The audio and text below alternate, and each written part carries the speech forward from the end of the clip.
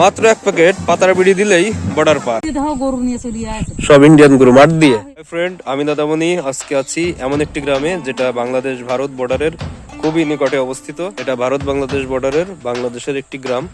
বাংলাদেশ সাইডে এর অবস্থান হচ্ছে যশোর জেলার জিকরগাছার ছুটিপুরের শ্যামনগর। ঠিক বর্ডারটা পার হলে হচ্ছে পশ্চিমবাংলার উত্তর 24 পরগনার গাঙ্গুলিয়া বাজার।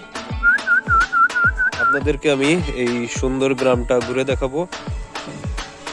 ট্রেনে যশোর জংশন থেকে চলে আসছি জিকরগাছা রেলওয়ে স্টেশন। এরপর জিকরগাছা থেকে 3 হুইলারে করে চলে আসছি মোহাম্মদপুর বাজারে। এরপর গ্রামের মেঠোপথ দিয়ে ছুটিপুর বাজার ক্রস করে 7 থেকে 8 কিলো ভিতরে চলে যাচ্ছি বর্ডারের দিকে। ফাইনালি এসে পড়েছি এক্সের বর্ডার এলাকায়, বাংলাদেশ ভারত বর্ডারে। বর্ডারের গা ঘেঁষেই বিস্তীর্ণ মাঠ, আর মাঠ পেরোলেই ছোট্ট একটি গ্রাম শ্যামনগর। এই গ্রামের মানুষদের কাছ থেকে বর্ডার এলাকার বিভিন্ন গল্প কাহিনী শুনবো, সাথে সাথে ঘুরে দেখবো বর্ডার এলাকার মানুষের গ্রামীণ জীবনযাপন। আর হচ্ছে বাংলার অন্যতম ঐতিহ্য গরুর গাড়ি, যা বর্তমানে বাংলাদেশেও দুর্লভ বস্তু। কাকি ইন্ডিয়ান শাড়ি টাড়ি পাওয়া যায় না? ফেরি করে বিক্রি হয় নাকি ইন্ডিয়ান কসমেটিক্স? এটা ওটা গোলা ভরা ধানের সেই গোলা, প্রত্যেক বাড়িতেই গোলা আছে।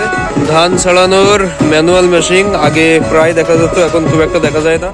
আগে তো ব্ল্যাকে লোকজন যাওয়া আসা করতে এখান থেকে, তাই না? তা ওই ব্ল্যাকের জিনিসপত্র পাওয়া যেত না আগে, এই জায়গায় শাড়ি টাড়ি কসমেটিক্স ওইগুলো কি আসতো? শুনতাম যে সব জিনিস আসতো।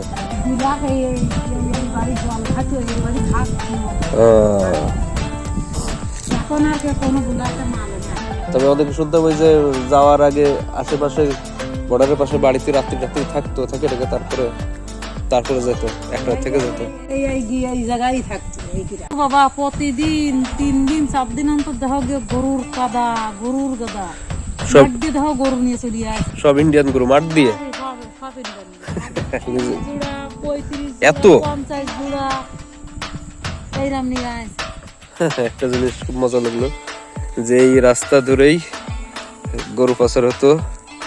10 জোড়া 20 জোড়া 15 জোড়া 30 জোড়া করে গরু এক একজন নিয়ে আসতো, গরু পাচার হতো। আর গ্রামের এই রাস্তাটা চলে গেছে খানিক দূর, কিন্তু বর্ডার পর্যন্ত এই রাস্তা যায়নি।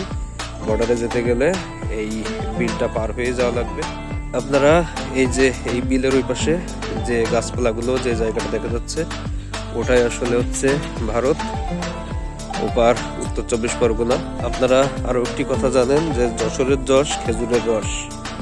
তো এই খেজুর গাছগুলো কাটা হয়ে গেছে যেহেতু শীত পড়ে গেছে। এই জায়গায় ইন্ডিয়ান জিনিসপত্র কেনার কোনো ই নাই।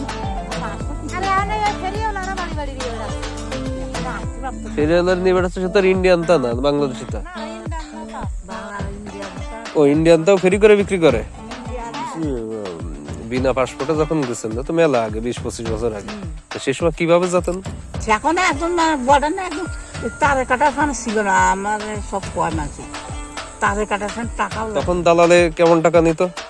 টাকা নিত না, আমার সাউদির ব্যাপার টাকা নিত না, ওই জন্য 1 প্যাকেট বিড়ি কিনে দিই। ও 1 প্যাকেট বিড়িতে হচ্ছে আপনার এই মানে ই পার, মানে বর্ডার পার, পগার পার যারা কয়, হ্যাঁ, এত সস্তা ছিল। মানে 1 প্যাকেট বিড়ি দিলেই মোটামুটি বর্ডার পার করে দিত। অনেকগুলো গল্প শুনলাম, কিন্তু সব থেকে বেশি মজার লাগলো এটাই যে 1 প্যাকেট পাতার বিড়ি দিলেই মোটামুটি বর্ডার পার হওয়া যেত। বর্ডারের নানা ধরনের জানা অজানা গল্প শুনলেন। পশ্চিমে বেলা রেখে আমরা এখন বিদায় নিচ্ছি, পরবর্তীতে দেখা হবে অন্য কোনো জায়গায়।